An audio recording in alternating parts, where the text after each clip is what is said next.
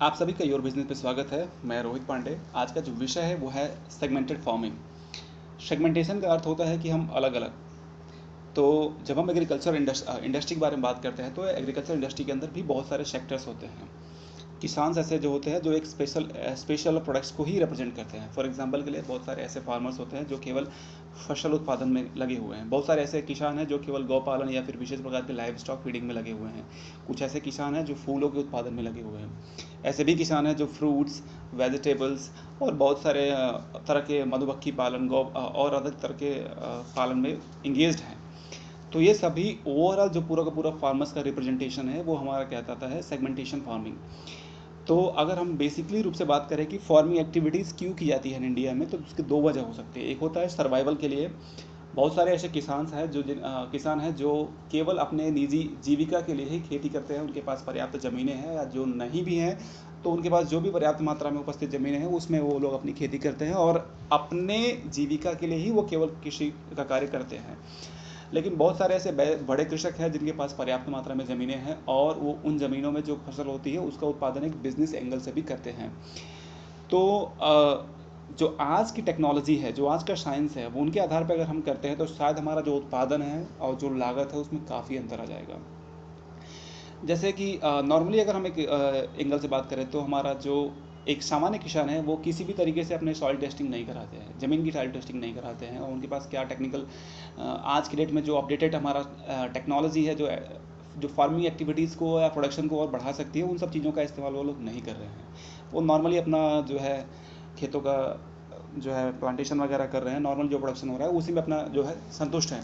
But ऐसे कुछ लोग किसान हैं जो केवल बिजनेस के पर्पज़ से उसको कर रहे हैं, तो उसको प्रॉपर वो लैंड का जो सॉइल है उसका टेस्टिंग करवाते हैं, उसमें कौन सा फसल या किस तरह की जो है वेजिटेशन हम लोग उसमें प्रोडक्शन कर सकते हैं, किसकी जो लागत है वो कम से कम हो सकती है। टेक्निकल जो असिस्टेंस है वो मार्केट से वो लोग ले रहे हैं, उसके बाद वो लोग प्रोडक्शन कर रहे हैं।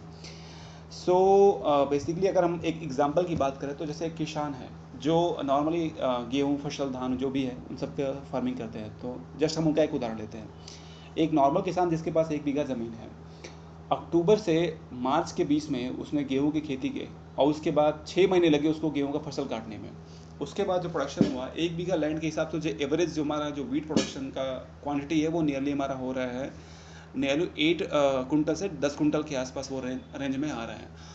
आज का मार्केट प्राइस अगर हम बात करें तो गेहूं का जो प्राइस है वो नियरली 24 से 25-26 तक एवरेज कॉस्ट उसका है।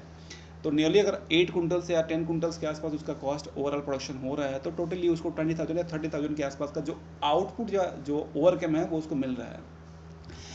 बट जो ऐसे किसान जो कि केवल बिजनेस एंगल से उसको कर रहे हैं, वो क्या करते हैं कि पहले वो लोग देखते हैं कि इस सीज़न में, इस टाइम में, with in this 6 period, what others options they have.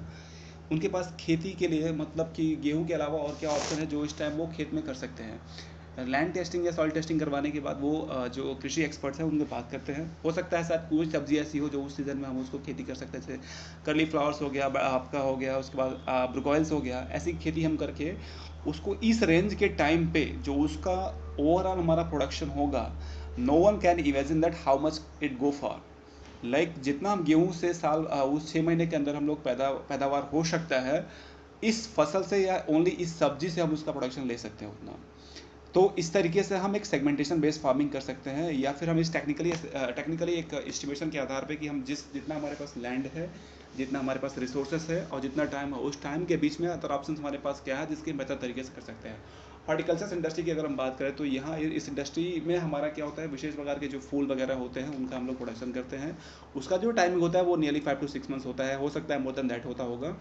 लेकिन जो उसका ओवरऑल आउटकम होता है वो बहुत ज़्यादा होता है।